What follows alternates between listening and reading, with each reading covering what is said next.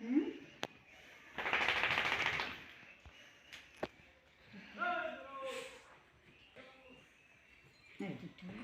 কি কি কি কি ঘুমায় গেছে কি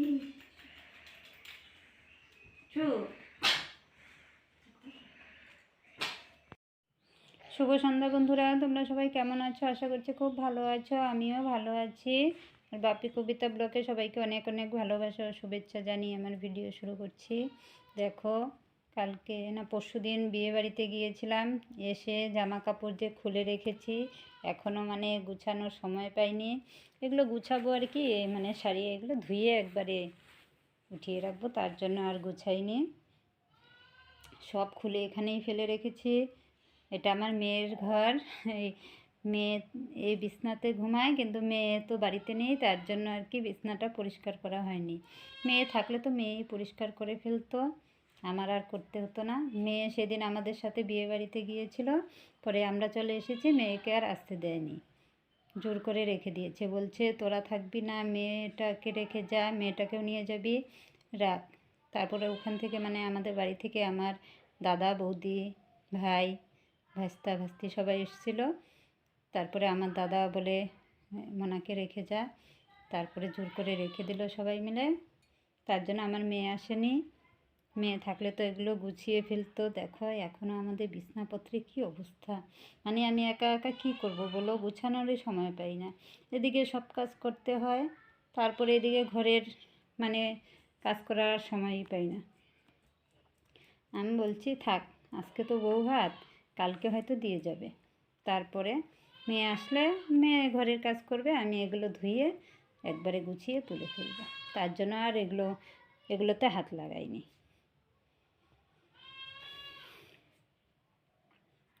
মেয়ে থাকলে মানে প্রতিদিন 2বার করে সকালে বিকালে গুছিয়ে রাখে, আর মেয়ে নাই, এখন আমার ঘরও গোছানো হচ্ছে না। কি করব, আমি তো বাইরের মানে ঘরের বাইরের এগুলো কাজ করতে করতেই, রান্না এগুলো করতে করতেই সময় চলে যায়। তারপরে আর মানে ঘর গোছানোর সময় পাই না। মেয়ে থাকলে ঘরটা ঝাড় দেয়, মুছে, এখন মেয়ে নেই, সেটা তো আমারই করতে হয়, ঘর ঝাড় দিতে হয়, মুছতে হয়। তার জন্য এখন আর আমি এগুলো গোছানোর সময় পাচ্ছি না একদম।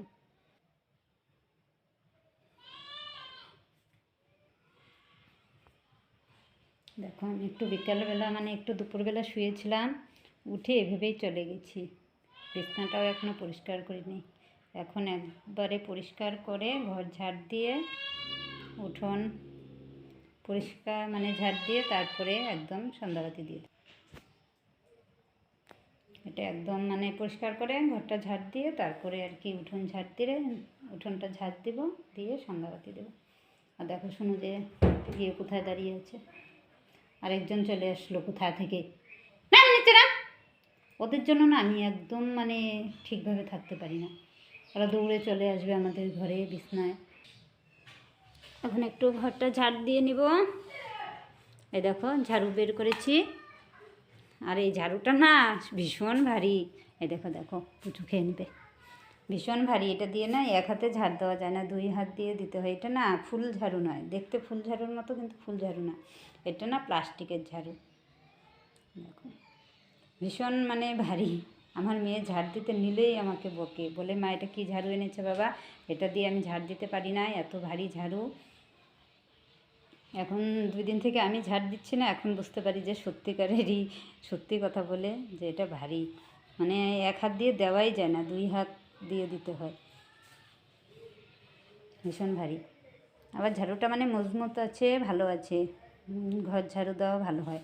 আর এই যে ফুলের ঝাড়ুগুলো না বেশি দিন যায় না, ওগুলো ফুলগুলো না খালি ভেঙে ভেঙে যায়, টুকরো টুকরো হয়ে পড়ে, আর কয়েকদিনের মধ্যেই নষ্ট হয়ে যায়। আর এটা এনেছে তোমাদের দাদাভাই, এনেছে 1 মাসের মতো হলো।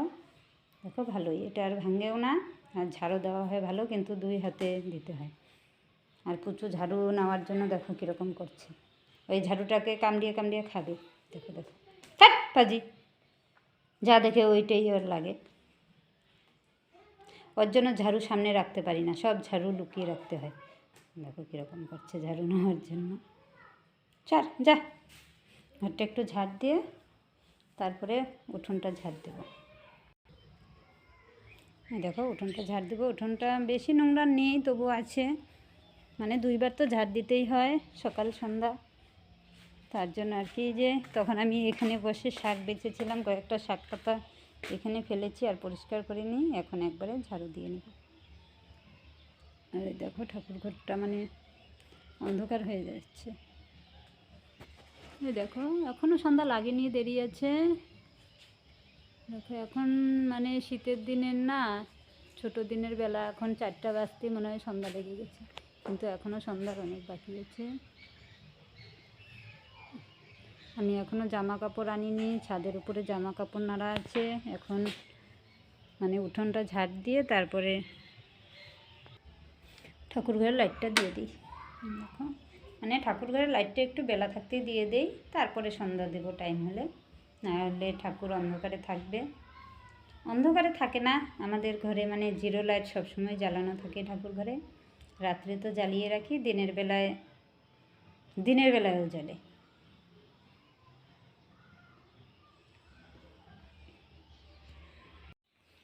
দেখো বন্ধুরা, আমাদের শুনো কোথায় উঠে বসে আছে,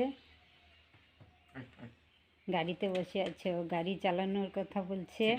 আমার ছেলে মানে গাড়ি বের করতেই ও গাড়িতে বসে আছে, বলছে ওকে চালানোর জন্য। চালা দেখি একটু, স্টার্ট দিলে ভয় পাবে।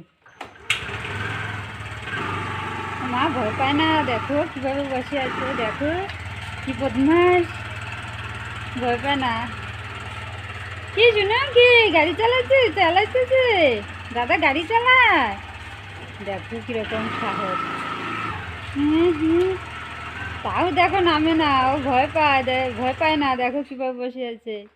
ও দেখছে, আর ও গাড়ি দেখছে, মানে গাড়ির আওয়াজ হচ্ছে না, ও গাড়ির দিকে তাকিয়ে আছে।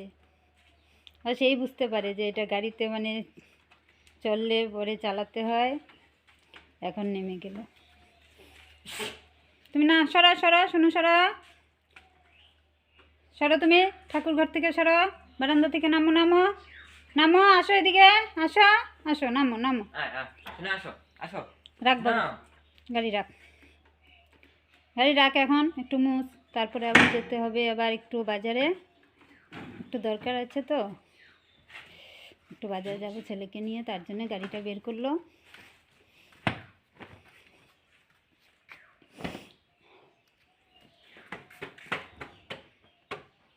মানে গাড়িটা না হলে আমার একা যেতে হতো, এখন গাড়ি হয়েছে, ভালো হয়েছে, ছেলে নিয়ে যায়।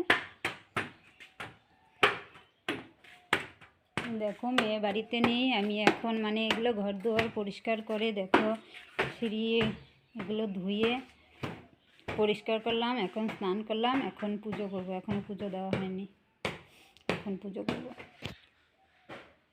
দেখো ঘরের কি অবস্থা, এখনও মানে উঠে গেছে, তখন আমি যখন উঠেছি তখন আমার ছেলে উঠেনি, তার জন্য বিছনা উঠাতে পারিনি। এখনও দেখো বিছনাটা উঠানো হয়নি। বাইরের কাজ সেরে চা খেয়ে স্নান করে আসলাম, এখন ঠাকুর পুজো করব, তারপরে বিছানা উঠাবো, তারপরে রান্না বসাবো। দেখো বিছানাটার কি অবস্থা, এখনও ব্ল্যাঙ্কেটগুলো এখনও ভাঁজ করা হয়নি। আমার মেয়ে থাকলে তো একদম বিছনা টিছনা এতক্ষণে টনটনা হয়ে যেত, কিন্তু আমি একা কী করব বলো, আমার একদমই সময় হয় না এসব করে। এখন পুজো যদি না করি, স্নান করেছে, পুজো না করলে পুজো দিতে দেরি হয়ে যাবে।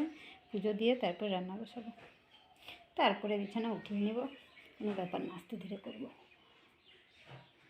দেখেছো কী অবস্থা, ঠান্ডার দিনে তো জানোই কত কি লাগে, ল্যাপ লাগে, ব্ল্যাঙ্কেট নিয়েছে, সেদিন ল্যাপের কাভারটা খুলে ধুয়ে দিয়েছি, এখনও লাগানো হয়নি, এটা লাগাতে হবে। আচ্ছা বন্ধুরা, আজকে এখানেই রাখছি, সবাই ভালো থেকো, সুস্থ থেকো, আর ভিডিওটি ভালো লাগলে অবশ্যই একটি লাইক করে দিও আর কমেন্ট করো। আজকে এখানেই রাখছি, আবার দেখা হবে নতুন একটি ব্লগে। বাই।